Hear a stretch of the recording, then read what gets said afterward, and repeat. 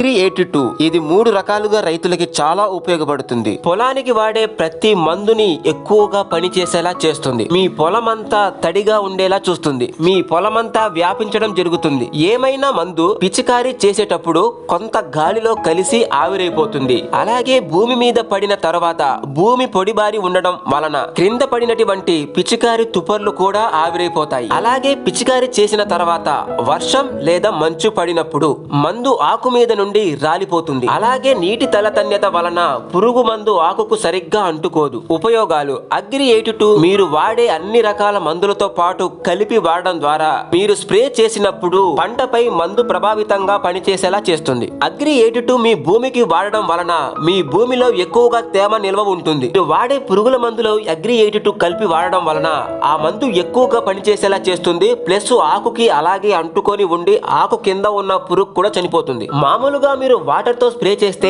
ఆకుపై నిలవ ఉండదు నీరు. కానీ అగ్రి 82 వాడి మీరు స్ప్రే చేస్తే ఆకుకి అలాగే తేమ ఉంటుంది. పురుగు మందు కూడా ఆకుకి అలాగే ఉంటుంది. మందుని ఆకు లోపలికి కూడా పంపిస్తుంది. మీ ఆకులకి ఫంగస్ రాకుండా ఉంటుంది. మీరు వాడే ఏ మందునైనా దాని యొక్క పనితనాన్ని 82% పెంచుతుంది. వాడే మందులు చాలా తక్కువతోనే ఎక్కువగా ఫలితాన్ని ఇస్తుంది. తక్కువ పెట్టుబడితో పంట దిగుబడిని గణనీయంగా పెంచి రైతుకు ఎక్కువగా లాభాన్ని సమకూరుస్తుంది. మోతాదు ఎంత కలపాలో చూద్దాం. మీ పంటకి వాడే పురుగుల మందు, ఎరువులు, తెగుళ్ళు, పోషకాహారం వీటిలో కలిపి వాడేటప్పుడు 15 లీటర్ల వాటర్కి 5 ml కలపండి. కలుపు నివారణకి అయితే 15 లీటర్ల వాటర్కి 15 ml వాడండి. నీటి నిల్వకి అయితే 1 ఎకరానికి 160 ml వాడండి. చేతి పంపుతో వాడేటప్పుడు 15 లీటర్లకి 5 ml వాడండి. మోటార్ ద్వారా పిచికారీ చేస్తే 15 లీటర్లకి 10 ml వాడండి. కేంద్ర ప్రభుత్వం విధి విధానాలు మరియు ఆదేశాలతో కంపెనీ స్టోర్స్ ద్వారా మధ్యవర్తులు లేకుండా